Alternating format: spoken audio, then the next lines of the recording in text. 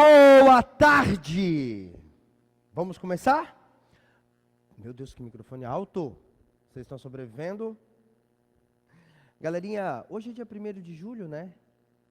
Caraca, meu, verdade, dia 1º de julho, dia de começar aí um novo mês, muito friozinho, mas sempre dá essa vontade, essa ideia de recomeço, né, galerinha? E o que é da nossa vida se não essa perspectiva, né, de sempre poder recomeçar?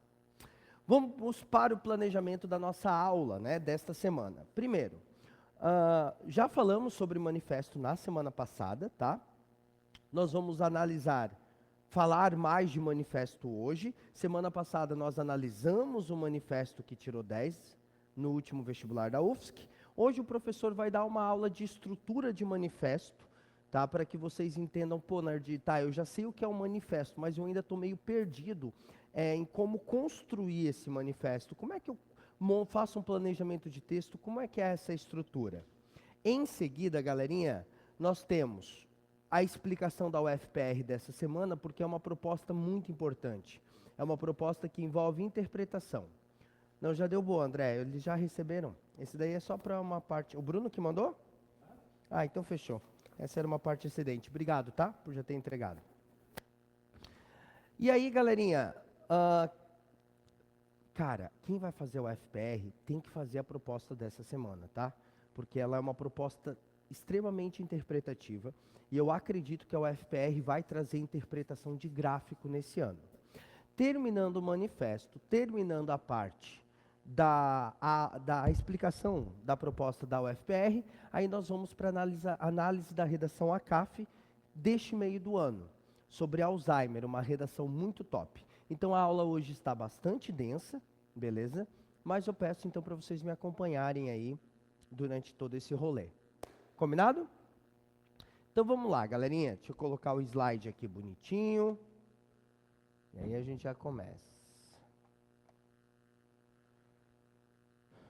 Pegar o download.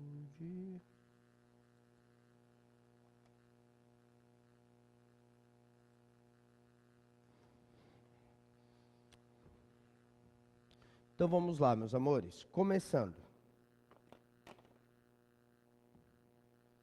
Cadê o passador de slide? Achou! Então vamos lá. Vamos começar falando das propostas da semana, então. A proposta do Enem dessa semana, o professor se inspirou na questão dos celulares, os celulares proibidos, né, nas escolas a partir desse ano. Então o tema do Enem é os desafios da hiperconectividade na construção de vínculos humanos saudáveis. Ou seja, qual é o problema desse uso exagerado de estar conectado o tempo todo na questão dos relacionamentos humanos? Aí você pode trazer, por exemplo, a dependência, o isolamento social, o vício, a violência, né? Ou até usar a Nizemp, a nossa amiguinha que vai fechar. Né? Falar que a negligência estatal é um desafio, a ineficácia da educação, o egoísmo humano, o modo econômico vigente, a participação midiática e até a saúde da população. A proposta do manifesto, que é onde nós vamos começar a aula de hoje, pede para se posicionar sobre o modelo das relações contemporâneas.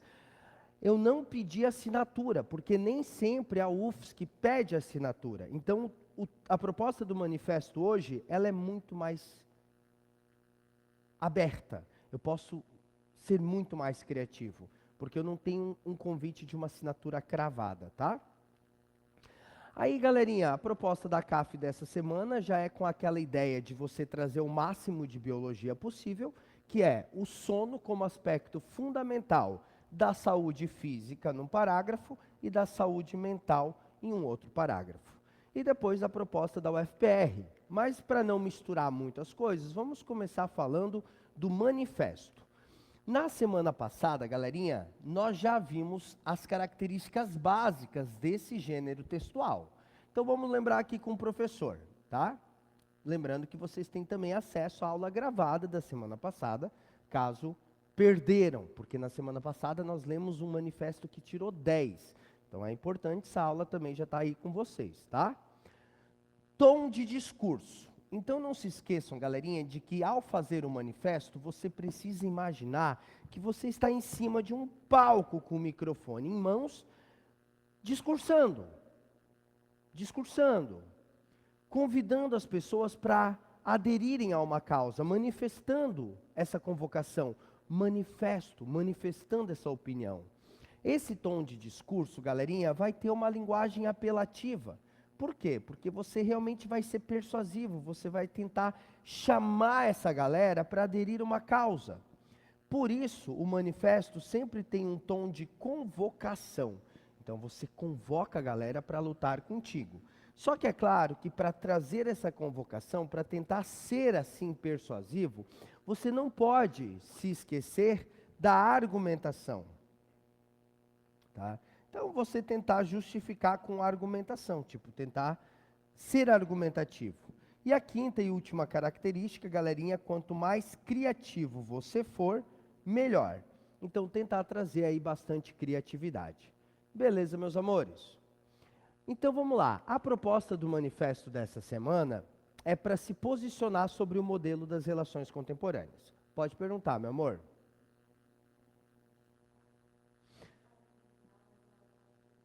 Não, tu pode se identificar como máscara social. Por exemplo, você hoje pode fingir que você é uma professora de história. É que a UFSC sempre escreve assim, ó, não se identifique, que é sinônimo de não escreva seu nome.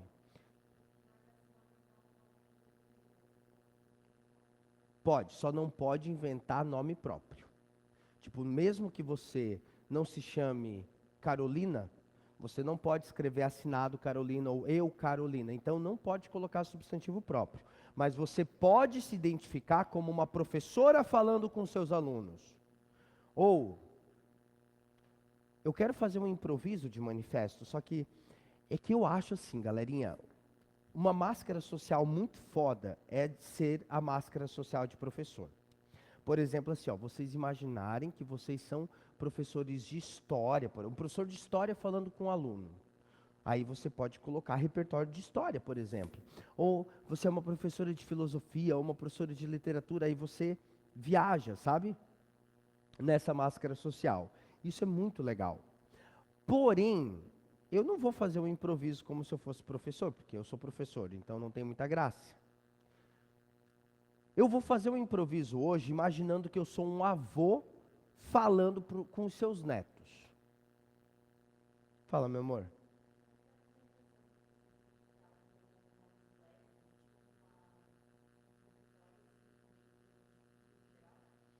Essa argumentação é uma argumentação que vai justificar a escolha da sua tese. Por exemplo, vamos imaginar o manifesto que o professor vai fazer hoje. Vai ter uma introdução, vai ter o desenvolvimento 1, vai ter o desenvolvimento 2 e vai ter uma conclusão, certo? Eu prefiro fazer em 4 parágrafos, ok? Eu já escolhi a minha máscara social. Na verdade, vocês podem escolher. Vocês preferem que eu faça uma máscara social de professor ou uma máscara social de um avô? Qual que vocês acham mais interessante? Do avô, né? É porque se eu fizer de professor não tem graça, né, cara? Então vamos lá, eu sou um avô falando para os seus netos, tá? O comando diz que é para eu me posicionar sobre o modelo das relações contemporâneas. Então eu vou me posicionar em relação a isso. Eu sou um avô falando com os seus netos. Aqui, eu só vou apresentar o contexto. Eu não vou jogar repertório, porque vai ficar muito forçado, sabe? Lembrando que nessa introdução, eu também vou trazer uma convocação. Ah, Nerdy, mas como assim você vai apresentar o contexto? Eu vou mostrar ali que eu sou um avô que está conversando com seus netos.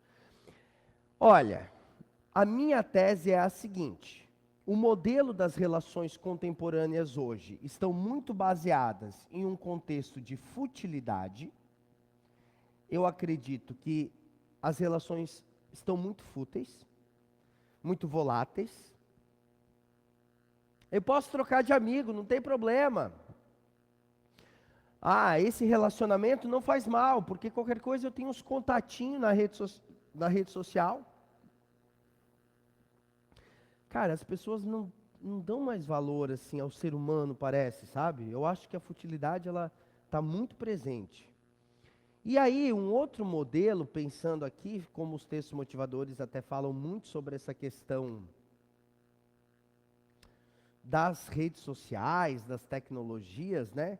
Então eu trago a futilidade e eu posso trazer aqui que hoje as pessoas estão muito isoladas, então eu posso trazer um sentimento de isolamento social. Então percebam, meus amores, que eu continuo trazendo dois subtemas, igual a gente faz na dissertação. É como se eu fosse fazer aqui uma dissertação adaptada. Inclusive, eu vou usar repertório. Eu sou um avô que viveu, por exemplo, o período da terceira revolução industrial, a computadorização, certo? E para falar do isolamento social, eu sabe o que eu posso puxar? A quarta revolução industrial, falando das redes sociais. Vou pensar nisso, tá? Agora, você que fez a pergunta para o prof da argumentação, esse repertório que o prof está trazendo aqui, que eu vou trazer em forma de conversa, ele é um fundamento, ele não é necessariamente um argumento. O argumento eu vou fazer agora de vermelho, tá, galera? Por exemplo, o que eu vou utilizar para falar da futilidade? Eu vou comprovar essa futilidade porque hoje, por causa das redes sociais, muitas pessoas... Eita, que esse canetão tá fraco, é ruim para o pessoal de casa enxergar. Então deixa eu pegar um canetão aqui, galerinha, um canetão mais forte. Eu posso falar das redes sociais e a questão dos status que são incentivados ali dentro, sabe? Eu posso trazer a questão do status. Peguei uma outra caneta vermelha aqui. Dentro das redes sociais, então, o professor vai falar dos status que estão ali dentro. Posso falar mesmo até dos filtros, das mentiras. Certo? E eu vou trazer um resumo disso depois, que é aquela reação em cadeia. Então, eu posso até escrever, consequentemente, ou em resumo, as pessoas estão vivendo um mundo de mentiras. Percebam que é como se fosse o mesmo esqueleto de uma dissertação. Mas na hora que eu fizer o meu improviso, vocês vão perceber muito bem que está bem diferente. Embora seja o mesmo esqueletinho. Para falar do isolamento social, eu posso falar do... qual vai ser o argumento que eu vou utilizar? Eu posso falar dos algoritmos. Eita, peguei a caneta vermelha errada. Fala, meu amor.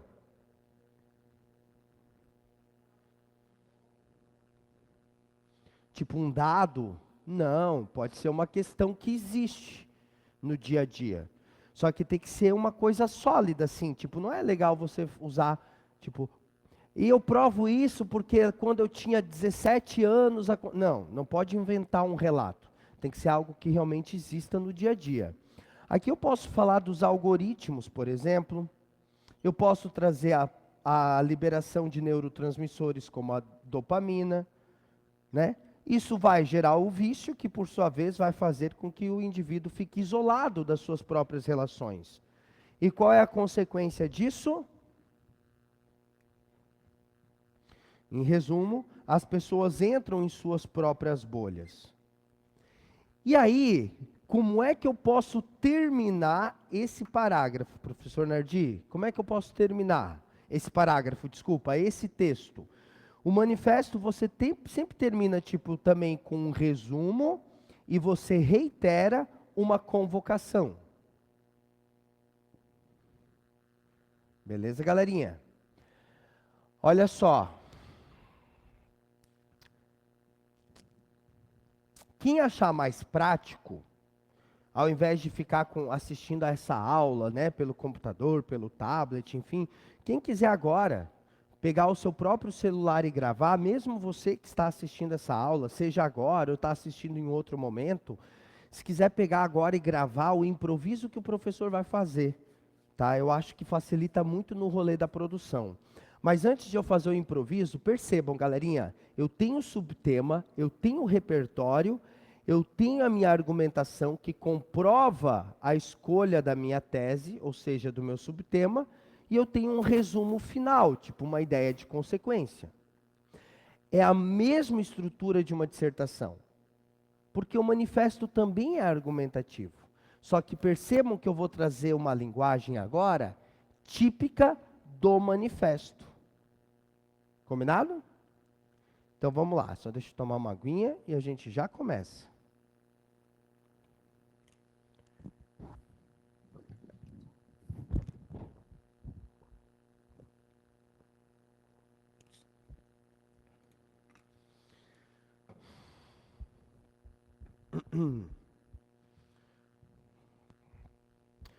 Posso começar? Você que está aí assistindo, então, de casa, presta atenção. Um tom de discurso, uma linguagem apelativa, vou convocar os meus netos a agirem diferente, vou trazer minha argumentação e vou tentar ser o mais criativo possível, tá? Então vamos lá, começando na introdução. Meus netos, após a nossa ceia de Natal, e após observar muitos de vocês tão presos aos seus celulares, resolvi chamá-los aqui, nesta sala. Pois, como avô, já beirando os 80 anos, eu me preocupo com vocês e com o futuro de vocês. Por isso, precisamos conversar. Não existe maneira alguma de concordar com um modelo de vida e dos próprios relacionamentos que vocês estão vivendo. Precisamos entender, meus netos, que os relacionamentos humanos, os verdadeiros, não estão presos dentro de uma ferramenta chamada celular. Acreditem em mim. Quero começar falando sobre a futilidade que existe dentro desses relacionamentos virtuais de vocês. Lembro-me muito bem da terceira revolução industrial. Sim, esse avô que está aqui conversando com vocês, estudou geografia e conseguiu presenciar também o surgimento dos primeiros computadores. Confesso para vocês que, naquele momento, eu não imaginava a desgraça tecnológica que estava por vir. Hoje vejo vocês com as redes sociais, Instagram, Facebook, TikTok. Uma preocupação exorbitante ao status. Eu sempre tenho que postar aquilo que às vezes eu não sou. Ou seja, eu preciso me sobressair dentro dessas ferramentas. Nem que para isso a mentira seja um instrumento de validação. Filtros, ou seja, uma futilidade que não é merecedora de aplausos. Como consequência, meus queridos, estamos imersos nesse mundo de mentiras, em que eu converso com pessoas em que, na verdade, eu não sei quem elas são. E isso é muito perigoso. E acreditem, não é um relacionamento de verdade. Além disso, enquanto degustávamos umas comidas maravilhosas na mesa, muitos de vocês nem sentiam o sabor, porque estavam presos na própria imersão do isolamento.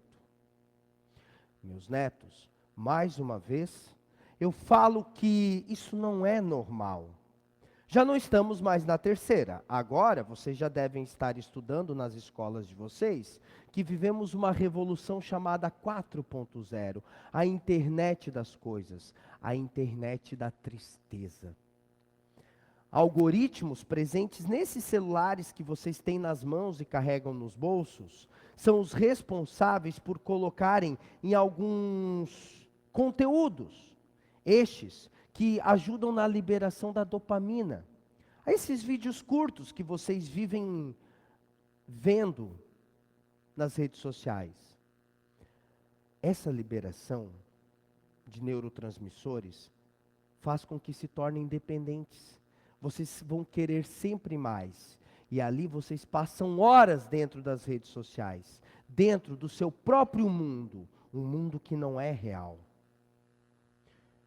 Assim, nitidamente vejo que vocês entram em suas próprias bolhas e, nitidamente, ficam isolados dos verdadeiros relacionamentos humanos. Mas não quero tomar muito tempo de vocês, por isso quero concluir esta conversa, pedindo que, daquela porta em diante, deixem o celular de lado, convivam entre vocês, seus primos, seus irmãos, seus tios, suas tias. Aproveitemos as verdadeiras relações, não estas que estão no celular, mas que nós consigamos criar a nossa própria revolução, a revolução dos relacionamentos que transcendem algoritmos e telas. A verdadeira revolução com as verdadeiras relações. Quem lhes fala isso é esse avô que os ama muito.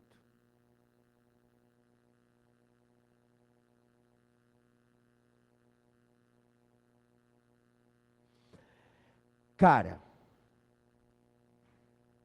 quem prestou atenção no manifesto da semana passada, que foi do José, que criou aquele manifesto do chefe de uma tribo indígena, tá ou não tá parecido?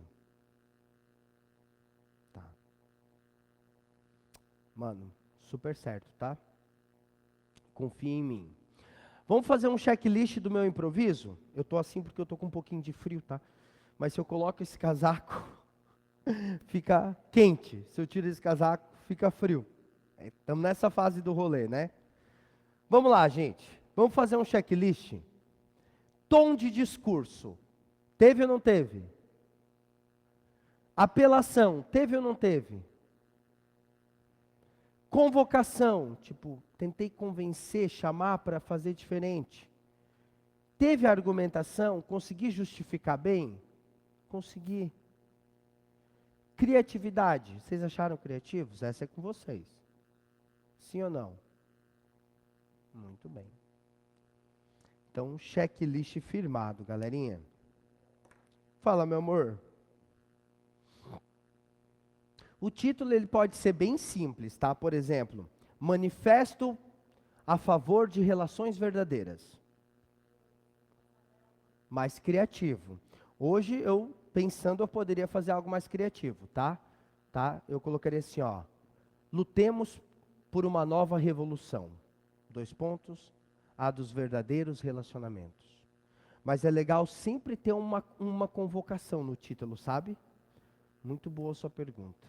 É sempre legal já ter um chamamento assim, sabe?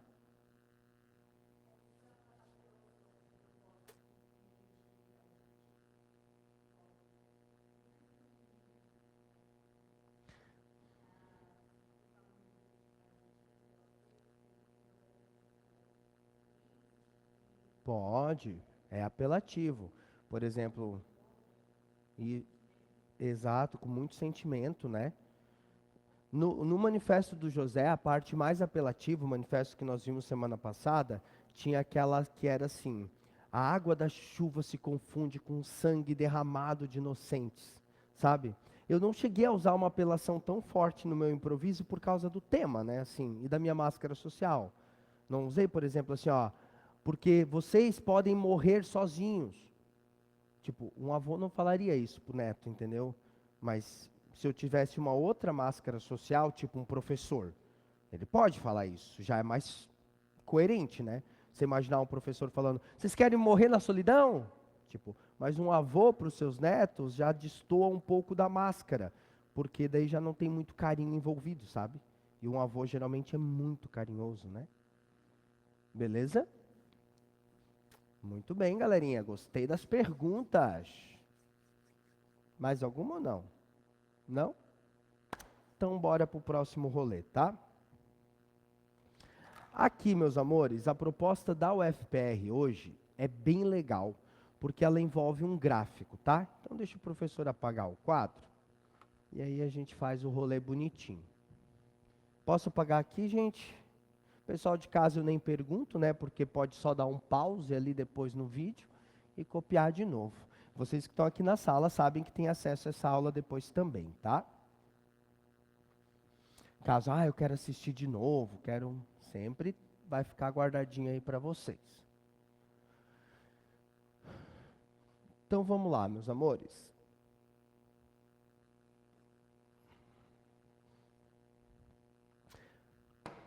Tem um gráfico que fala sobre a obesidade entre os jovens. Lembrando que na UFPR nós sempre lemos o comando primeiro. Então, a partir da imagem acima, escreva uma redação a partir dos comandos. Descreva a evolução da prevalência da obesidade entre jovens de 18 a 24 anos de 2022 para 2023, indicando o percentual de aumento e suas possíveis causas. Compare a variação da obesidade nas diferentes faixas etárias, de 25 a 34, 35 a 44, 45 a 54 e assim por diante, destacando quais grupos tiveram maior e menor crescimento e discutindo fatores que expliquem essas diferenças. Escreva entre 8 a 10 linhas. Olha, eu honestamente, galerinha, escreveria esse texto em 2 parágrafos, tá?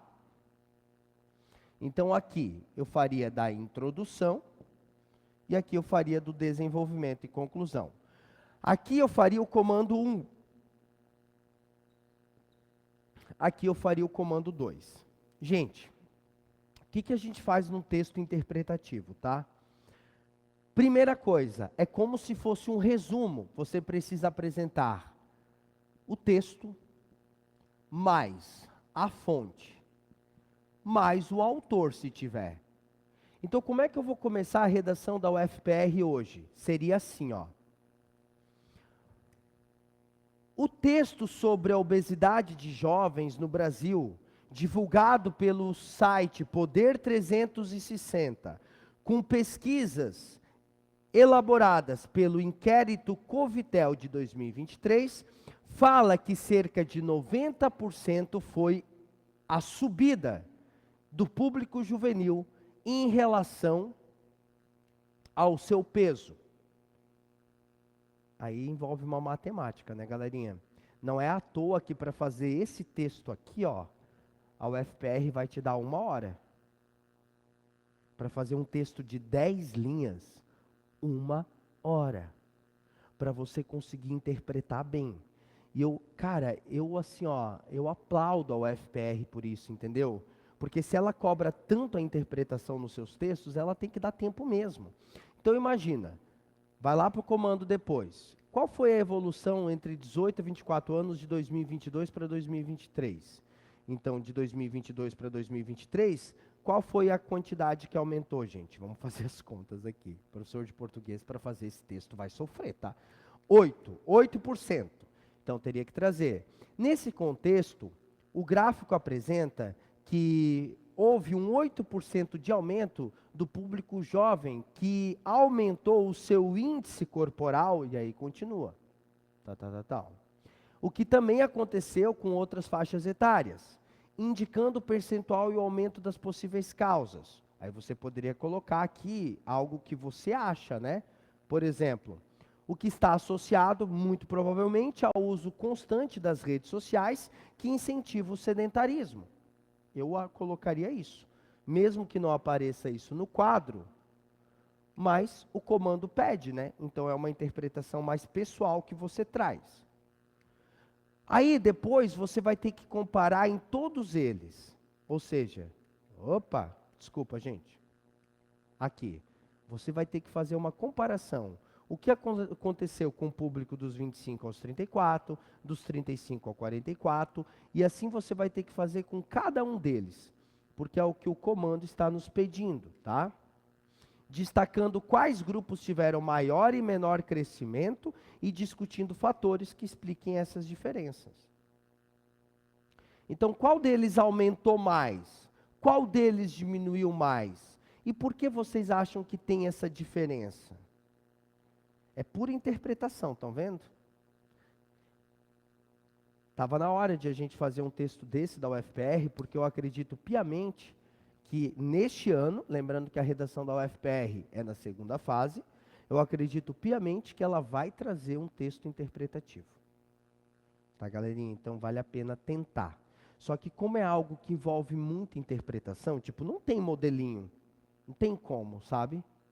Como é algo que envolve muita interpretação, é muito você e você. Por isso que o professor pede, tá? Produza e procure, no caso de quem está em casa e tal, né? E talvez estuda aí em outro lugar, procure um professor que está ali na sua escola, ou quem está aqui, me procura à tarde. Tipo, ó, Nardi, fiz a proposta da UFPR, faltou alguma coisa? Beleza? Mas é sempre legal você produzir, sentar ao lado de um professor para fazer a correção. Beleza? Tudo bem. Alguma dúvida sobre a redação da UFPR? É que assim, agora é pura interpretação. O máximo que eu consigo falar para vocês é isso. Começa apresentando o rolê. Olha aqui para o prof. Texto, fonte e autor. Divide em 2 parágrafos, comando 1 e comando 2. Agora, o conteúdo da interpretação é contigo. Eu sou muito a favor de que o Enem fizesse um texto desse, sabia? Porque daí, meu amor, aí é o conhecimento de verdade, sabe? Porque aí ou sabe ou sabe. Tipo assim, o Enem como ele é hoje, gente, desculpa a honestidade, mas assim, tem tanto coringa assim na internet, de repertório, papapá, sabe?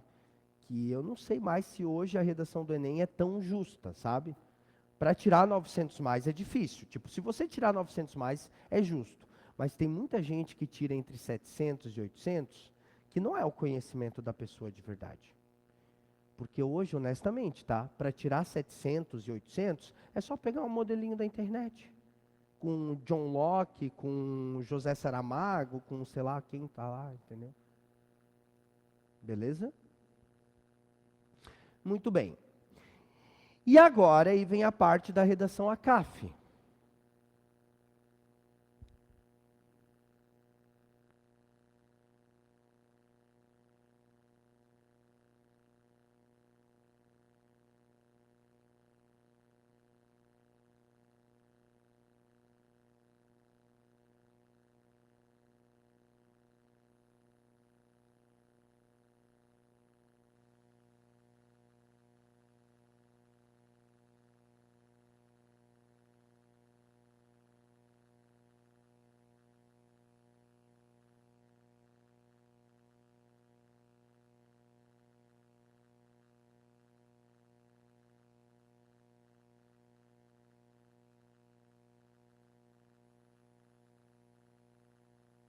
Tá funcionando? Ah, agora sim. Pessoal, ali na aula 20, tá? Ah, vocês podem ver nos slides ali da plataforma, tem a redação da Luísa. Ela escreveu sobre o Alzheimer e escreveu muito bem. Ficou uma redação muito bem escrita, tá? Nós vamos fazer a leitura dessa redação e nós vamos observar o seguinte, galerinha, não só uma estrutura muito top, mas ela focou muito no Alzheimer, né? Então, sabe, a redação da CAF, galerinha, é sobre isso. O corretor ele vai bater o olho, ele quer ver se você enrolou, se você realmente escreveu sobre o tema. Sabe, se no ano passado você realmente escreveu sobre o juramento de Hipócrates, se no ano passado você realmente escreveu sobre o SUS, se nesse ano você realmente escreveu sobre a diabetes, se nesse ano você realmente escreveu sobre Alzheimer. E a Luísa, ela não ficou enrolando, quer ver? Olha só. Tudo que o prof destacar de azul é ponto positivo. Tudo que eu destacar de vermelho poderia ser aprofundado ou corrigido, tá? Já começa o título trazendo uma marca de autoria, ó. O doloroso Alzheimer entre a empatia e o suporte familiar. A sociedade brasileira odierna, de acordo com o Instituto Brasileiro de Geografia e Estatística, IBGE, apresenta uma constante imersão na pirâmide etária, o que indica a menor taxa de natalidade e o aumento na expectativa de vida. À luz dessa ótica, adoro esse conectivo, o envelhecimento populacional traz à tona questões de saúde pública, a exemplo do aumento de casos de Alzheimer, doença que atinge majoritariamente os idosos. Assim, é crucial identificar as necessidades e ferramentas capazes de garantir uma melhor qualidade de vida ao portador, tais como a empatia na relação médico-paciente e a transmissão de informações para que os familiares auxiliem com o suporte adequado. Aqui faltou uma vírgula, e nós vamos observar que a Luísa separou os dois subtemas bem bonitinhos. A empatia na relação médico-paciente é o subtema 1 e está relacionado ao comando necessidade. Já o subtema 2, a transmissão de informações, que está associado, subtema que está associado ao suporte. É uma dissertação argumentativa, né, galerinha? Então, a única coisinha errada para corrigir é essa vírgula. Agora, eu espero que no desenvolvimento 1 ela consiga justificar para mim por que a empatia na relação médico-paciente é importante para tratar pacientes com Alzheimer. Vamos lá?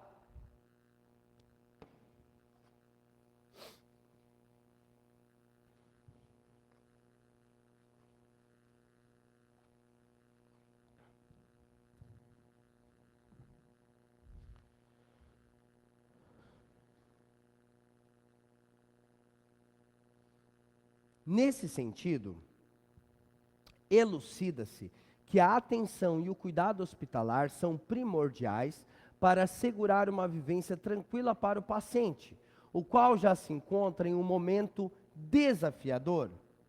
Sob esse viés, os indivíduos que portam alguma forma de demência devem receber o tratamento médico de forma ética, sem distinção entre o cidadão e a doença, como exposto pelo sociólogo Michel Foucault na obra O Nascimento da Clínica. Em consonância, aqui faltou um Nzinho, no momento em que o profissional da saúde trata o ser humano apenas como um corpo doente, a empatia e a paciência necessárias para lidar com questões delicadas, como a perda de memória, tornam-se escassas. Desse modo, fica claro que, a fim de facilitar o processo difícil para o doente, é indispensável a preparação do corpo hospitalar com ênfase nos aspectos emocionais. Tópico frasal, repertório, argumentação e consequência. Só que a argumentação da Luísa poderia ser aprofundada, trazer a biologia aqui dentro. Então, como é que eu poderia fazer isso? Você poderia aprofundar, trazendo até uma explicação mais pautada na biologia. Por exemplo, falar que a pessoa que porta o Alzheimer tem prejuízos no processo, no sistema cognitivo, o que contribui para a promoção de esquecimentos. Poxa, aí você explica melhor essa perda de memória. Ah, é porque interfere no sistema cognitivo, né? Então fica diferente, tá?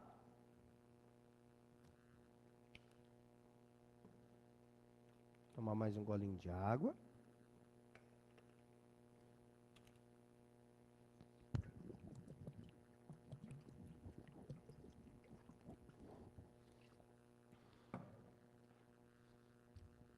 No desenvolvimento 2, ela fala sobre o quê? Qual é o subtema 2 mesmo?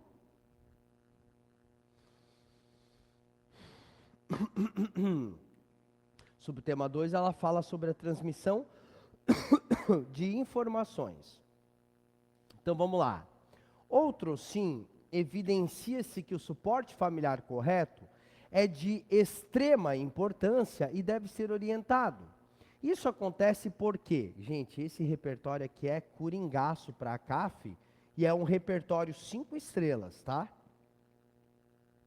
Segundo a Organização Mundial da Saúde revelou em uma pesquisa de 2008, a saúde plena de um indivíduo requer fatores ambientais e de estilo de vida que favoreçam o seu bem-estar. Nesse aspecto, apesar de ainda não existir a cura para o Alzheimer, o apoio constante auxilia na manutenção de um ambiente, olha como ela conectou as ideias do repertório aqui, ó, agradável e na prevenção de um possível agravamento do caso. Além disso, a família do doente também enfrenta desafios, dado que, muitas vezes, é apagada da memória.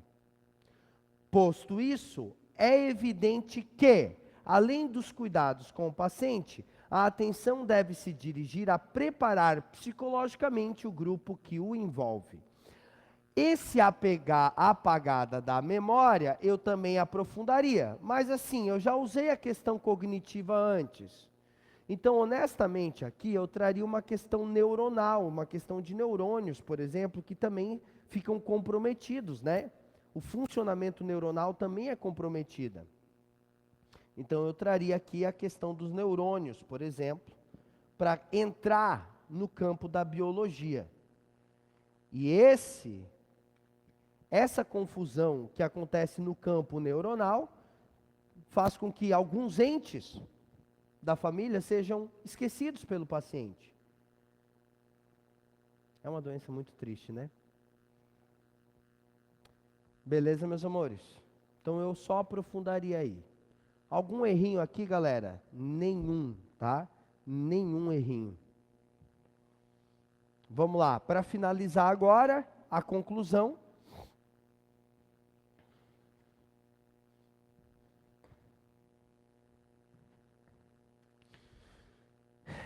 A conclusão da Nardi ficou grande, precisa ser grande? Não. Tá errado? Não. Até porque a conclusão dela ficou muito foda, tá? A gente sabe que não precisa de uma conclusão tão grande. E honestamente, como eu pedi para aprofundar um pouco o nível de informação nos desenvolvimentos, você pegaria 2, 3 linhas daqui e ainda ficaria uma conclusão aí de umas 4 linhas, tá? Torna-se óbvio, portanto, que com o fito de melhorar a qualidade de vida dos portadores de Alzheimer, os cuidadores, médicos, enfermeiros, pacientes e amigos devem garantir empatia e zelo em cada etapa da dolorosa doença. Infere-se ainda que a demência leva o indivíduo a reencontrar as fragilidades da infância. Essa parte aqui eu achei muito top. Vou repetir. Infere-se ainda que a demência leva o indivíduo a reencontrar as fragilidades da infância e até mesmo a sentir-se como uma criança. Dessa maneira, é absolutamente necessário que as mãos dos profissionais tenham a leveza de mãos maternas ao lidar com o paciente para, assim, assegurar o bem-estar do topo da pirâmide etária brasileira. Faltou uma vírgula para trazer essa finalidade, assim como faltou na introdução, e eu achei muito top essa conclusão também, porque foi lá e fez uma ponte com a introdução.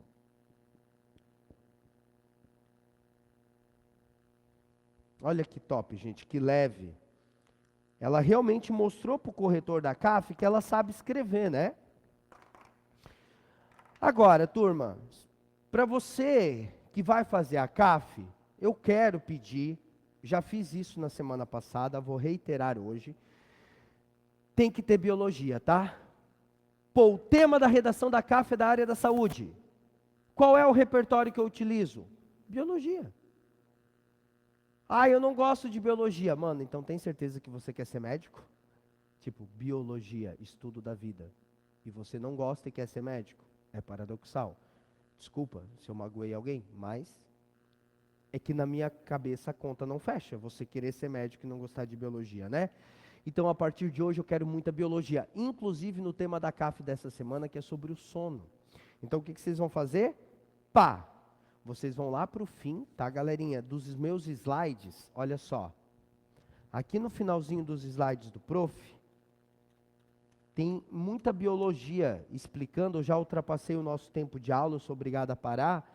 Mas aqui ó, tem slides falando como é que o sono interfere, ó, nos aspectos emocionais, tipo biologia mesmo, tá? E também nos aspectos físicos. E é claro, o Nar Biscoito para terminar a aula, né, gente? Bem emocionado, ó. I love you. Obrigado pela atenção. Obrigado pela atenção, galerinha de casa, e até mais. Tchau, tchau.